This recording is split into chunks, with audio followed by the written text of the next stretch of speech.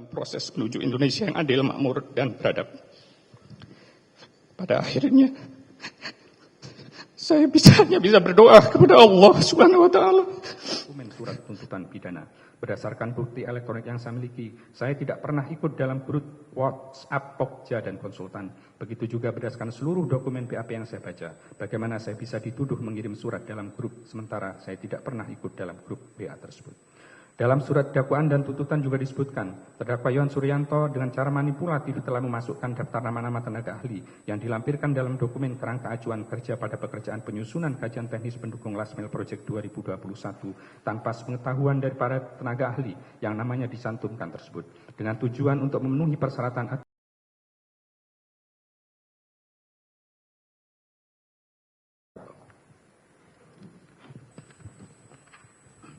agar dapat dilaksanakan pekerjaan kajian teknis pendukung Last Mile Project 2021 pada bakti. Yang mulia Majelis Hakim, penasihat hukum, penuntut umum, dan hadirin yang terhormat, saya tidak memasukkan nama-nama ahli dalam KAK, kajian teknis pendukung Last Mile Project 2021. Selain itu, KAK atau kerangka acuan kerja kajian pendukung teknis Last Mile Project tahun 2021 merupakan tanggung jawab dari Bakti sebagai pemberi kerja kepada HUDEF UI. KAK ini sebagai dasar HUDEF UI agar bisa melaksanakan pekerjaannya. Tentunya tidak mungkin saya memasukkan nama-nama tenaga ahli dalam dokumen KAK tersebut. Selain itu, nama-nama usulan tenaga ahli adalah diusulkan oleh Ketua HUDEF UI karena mereka sudah pernah terlibat dalam proyek di HUDEF UI sebelumnya. Saya juga tidak tahu nama-nama yang disertakan dalam dokumen kontrak dan SK karena saya hanya sebagai salah satu tenaga ahli dan saya baru mengetahui kontrak dan SK tersebut ketika proses penyidikan. Hal ini karena saya tidak pernah mengurus kontrak, tidak pernah mengurusi dokumen penagihan, termasuk tidak pernah memerintahkan tanda tangan penagihan maupun menghubungi tenaga-tenaga ahli lain untuk ikut dalam kajian teknis pendukung Last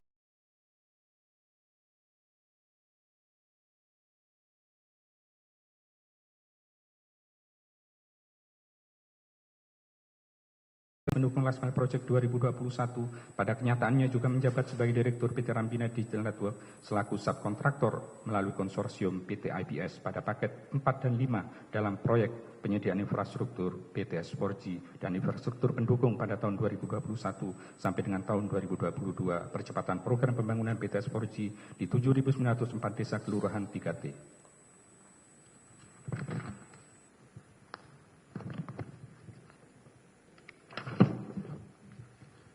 Yang mulia Majelis Hakim, penasihat hukum, penuntut umum, dan hadirin yang terhormat. Memang benar, saya juga sebagai dirut di PT Rambinet Digital Network. Tapi PT Rambinet Digital Network tidak ada kaitannya dengan kajian teknis pendukung Last Mile Project 2021 dan juga tidak pernah melakukan pendekatan-pendekatan kepada vendor-vendor peserta tender. PT Rambinet mendapat pekerjaan dari IBS bulan Juli tahun 2021, sekitar 7 bulan setelah kajian teknis pendukung Last Mile Project 2021 selesai. Dan itu pun bukan atas inisiatif saya, karena itu dari mitra kami yang mendapatkannya dan dia mengajak kerjasama PT Rambinet yang sudah biasa mensuplai komputer dan sistem IT. Yang kami kerjakan waktu itu adalah pengadaan dan instalasi NMS Visat yang nilainya relatif kecil dibanding proyek yang ada dalam kajian. Dan NMS Visat bukan merupakan solusi yang dijadikan sebagai acuan dalam kajian. Dan pekerjaan pengadaan NMS di IBS tersebut dilaksanakan secara profesional dengan margin keuntungan yang normal sekitar 200 juta dari nilai proyek 1,7 miliar dan sudah diselesaikan dengan baik di akhir tahun 2021.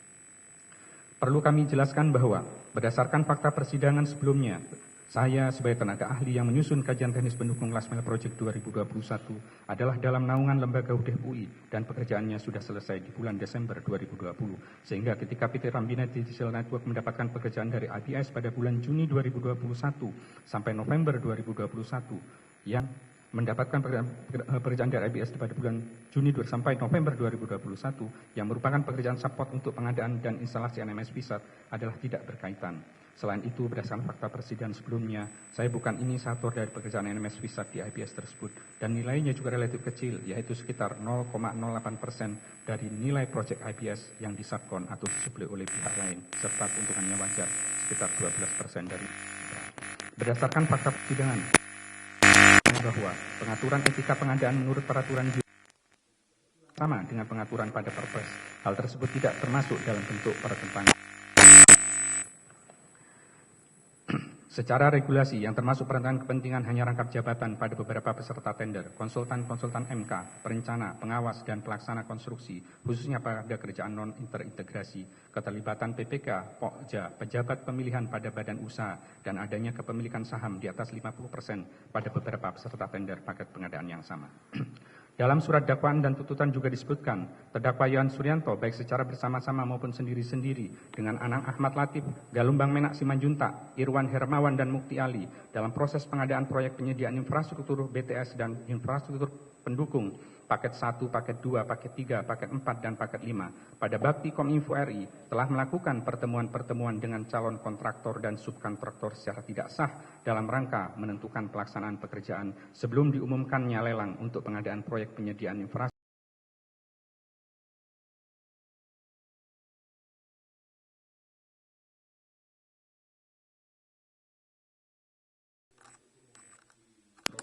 Saya tidak pernah melakukan pertemuan dengan vendor secara tidak sah untuk mengatur tender pemenang tender maupun untuk mendapatkan harga atau memasukkan harga pesanan vendor dalam proyek BTS 4G.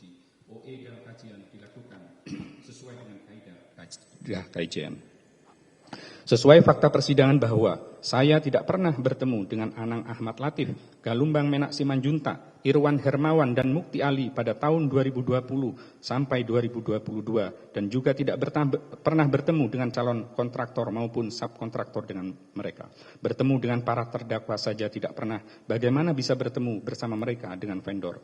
Khusus dengan terdakwa Anang Ahmad Latif di tahun tersebut hanya pernah meeting online Zoom dan ada diskusi via grup dan tidak satupun yang melibatkan calon kontraktor maupun subkontraktor.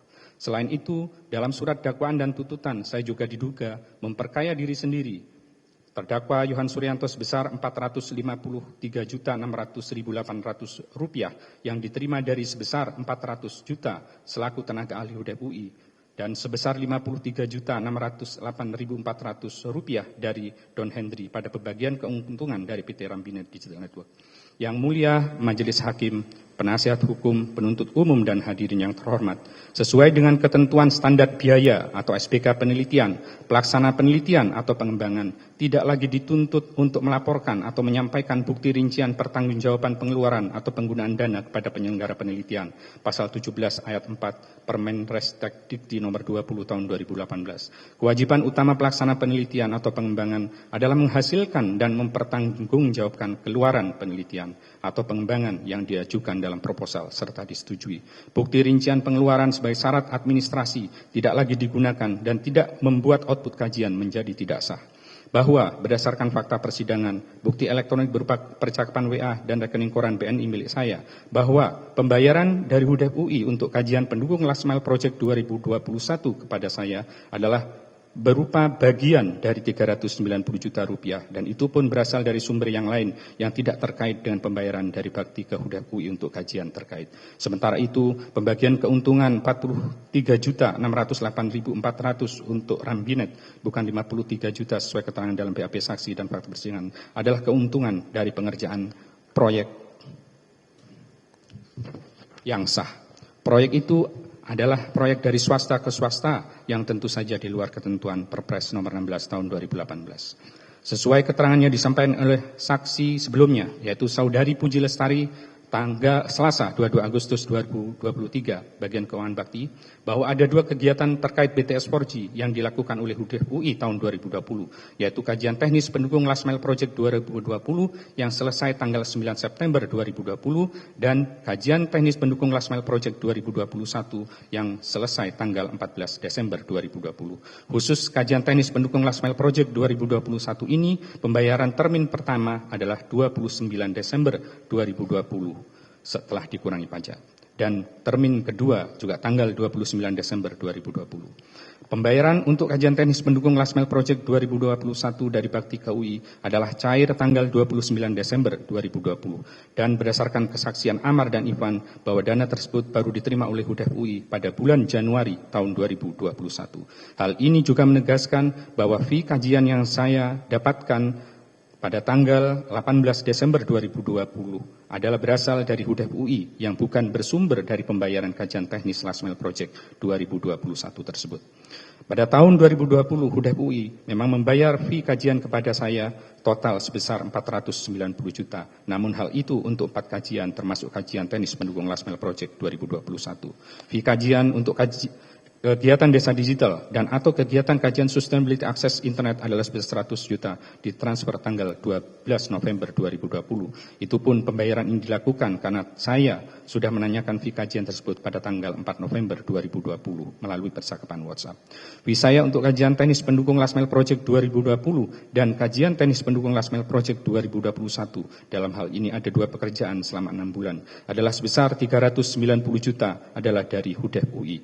Pembayaran ini ditransfer keseluruhan pada tanggal 18 Desember 2020 melalui rekening BNI sebelum pencairan kajian teknis pendukung Last Mile Project 2021 dari Bakti yang menjadi permasalahan hukum ini cair. Pembayaran ini dilakukan karena saya sudah menanyakan fee kajian tersebut pada tanggal 13 Desember 2020 melalui percakapan WhatsApp. Yang mulia Majelis Hakim, penasihat hukum penuntut umum, dan hadirin yang terhormat. Pada akhirnya, HPS merupakan harga perkiraan sendiri yang ditetapkan oleh PPK dan menjadi wewenang dan tanggung jawab PPK untuk menetapkannya. Menjadi patokan harga tertinggi di mana penawaran lelang tidak boleh melebihi harga tersebut. Bahkan dalam pekerjaan terintegrasi cukup pagu yang menjadi patokan harga lelangnya. Ahli LKPP Bapak Setia menyampaikan dalam kesaksian sidang tanggal 5 Oktober 2023 bahwa dia dalam hal ini LKPP pernah mengadakan lelang komputer dan harga penawaran akhirnya adalah 50% lebih murah dibanding angka HPS yang artinya telah terjadi selisih antara HPS dan harga real. Harga HPS sekitar 2 kali lebih tinggi dibanding penawaran yang dinyatakan sebagai pemenang. Dan itu nilai selisihnya adalah 1,8 triliun. Ini berarti bahwa HPS yang dibuat oleh tim lelang yang merupakan perkiraan awal ternyata 2 kali lebih mahal dari harga akhirnya. Apakah ini menjadi kemahalan bagi tim LKPP yang mengadakan lelang saat itu? Atau ada indikasi markup dalam penyusunan HPS oleh tim yang menyusun HPS? Tentu tidak. Ahli LKPP Bapak Setia menyatakan bahwa case-nya adalah penghematan yang diperoleh negara. Isunya bukan markup dalam menyusun HPS. Sesuai dengan Perpres Pengadaan Nomor 16 Tahun 2018 bahwa HPS tidak bisa dijadikan dasar perhitungan kerugian negara karena HPS adalah harga perkiraan sebagai batas atas dan kerugian negara harus pasti dan tidak bisa dari harga perkiraan yang belum terjadi. Kami menyadari bahwa kajian bisa salah. Namun, selama mengikuti kaidah akademis, hal tersebut bisa diterima dalam dunia akademis. Bahkan kajian yang disiapkan oleh 1 orang bisa direview oleh beberapa ahli lainnya. Beberapa ahli lainnya tersebut bisa dicantumkan sebagai kontributor dalam publikasi ilmiah terkait kajian tersebut. Yang mulia Majelis Hakim, penasihat hukum, penuntut umum, dan hadirin yang terhormat, izinkan saya menyampaikan beberapa hal yang mungkin meringankan. Saya tidak pernah terlibat masalah hukum sebelumnya dan sudah menjalani masa tahanan selama 302 hari. Selama masa itu, saya melakukan introspeksi untuk menjadi pribadi yang lebih baik dan menjalani proses penegakan hukum terkait kasus hukum BTS 4G. Anak-anak dan keluarga membutuhkan sosok seorang ayah. Selama 302 hari saya ditahan, tugas itu mungkin tidak bisa saya jalani dengan baik. Besar harapan saya bisa menjalankan peran itu kembali. Sejak tahun 2016, saya menjadi dosen yang mengajar mahasiswa, membimbing mereka, dan tidak bertujuan sebagai kegiatan yang mendatangkan profit. Hal ini saya lakukan sebagai panggilan untuk turut berbagi sharing pengetahuan. Fungsi dosen tidak bisa saya jalani selama saya menjalani masa tahanan. Selama ini, saya juga aktif di lembaga non-profit kemasyarakatan di lingkungan tempat tinggal saya, mulai menjadi pengurus RT, pengurus RW, kegiatan masjid, dan juga badan permusyawaratan desa. Anak-anak juga sekolah di negeri di sekitar rumah dan istri sebagai seorang ibu rumah tangga yang hidup relatif sederhana. Ibu saya jatuh saat jatuh sakit saat penggeledahan. Semoga tidak terjadi dengan yang lain. Alhamdulillah saat ini berangsur membaik. Namun saya tidak bisa menjenguk beliau selama masa tahanan 302 hari. Yang mulia Majelis Hakim, saya juga mohon agar rekening saya atau perusahaan kami yang diblokir sejak tanggal 20 Januari 2023 sebagai berikut. Bank BCA nomor 035 sekian-sekian atas nama Yohan Suryanto. Bank BCA nomor 035 sekian-sekian atas nama PT Rambinet Digital Network. Bank BNI nomor 020 sekian-sekian atas nama Yohan Suryanto. Bank BNI nomor 035 sekian-sekian atas nama Saskia Gesangi, CQ Yohan Suryanto. Bank BNI nomor rekening 081 sekian-sekian atas nama PT Rambinet Digital Network. Mohon dengan alasan kemanusiaan agar bisa dibuka. Meskipun saldo rekening tersebut tidak banyak, besar harapan kami agar rekening tersebut bisa dibuka untuk memenuhi kebutuhan hidup keluarga dan sekolah anak-anak.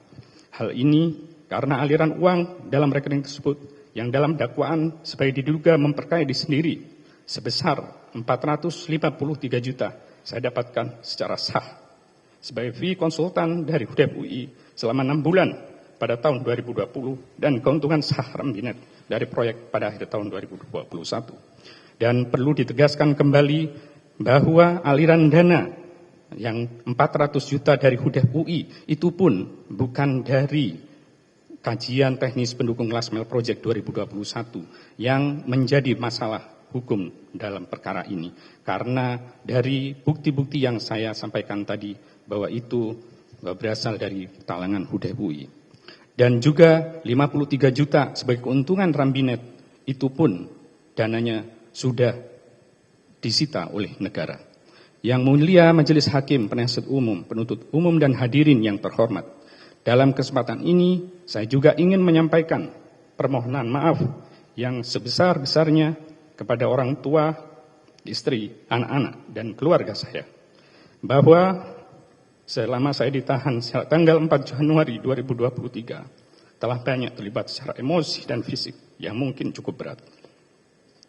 Khususnya anak-anak saya yang tidak bisa menamani keseharian mereka sebagai sosok seorang ayah. Namun insya Allah hati saya dan semangat saya akan terus bersama mereka. Tetaplah bangga menjadi bagian keluarga karena ayahnya tidak melakukan kajian fiktif dan tidak melakukan manipulasi data maupun melakukan pemufakatan jahat untuk merugikan negara. Saya juga mengucapkan permohonan maaf yang sebesar-besarnya pada kolega saya, terutama teman-teman saya yang teknis pendukung Last Mile Project 2021. Nama-nama saudara dalam kegiatan ini, baik di dokumen penawaran, kontrak maupun SK. Kalau iya, tentu saya sudah mengkoordinasikannya dengan saudara. Saya juga mohon maaf kepada Ikatan Alumni, tempat saya kuliah dulu, tempat saya sekolah dulu, dan kampus tempat saya mengajar saat ini. Karena mungkin nama kalian sudah dikaitkan dengan kasus korupsi BTS 4G. Mudah-mudahan nama baik mereka tidak terpengaruh oleh kasus ini.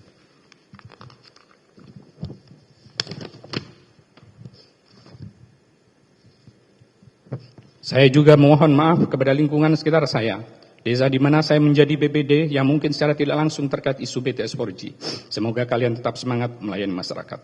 Saya juga mengucapkan banyak terima kasih yang sebesar-besarnya kepada orang tua, istri saya, anak-anak saya, dan kepada saudara-saudara saya.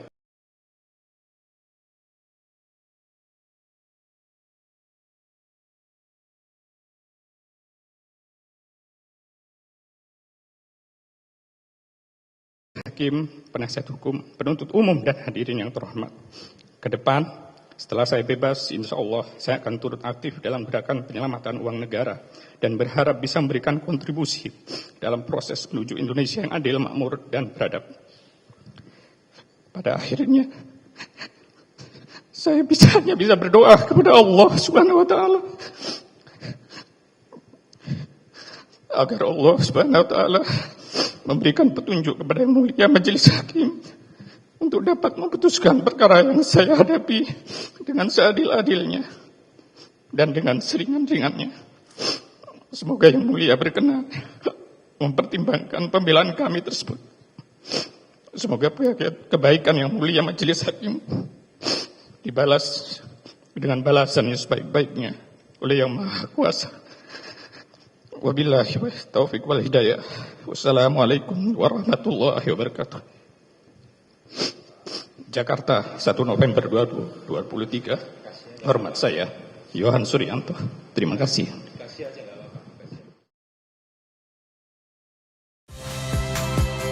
Saya Nitya Anissa. Saksikan program-program Kompas TV melalui siaran digital, pay TV, dan media streaming lainnya.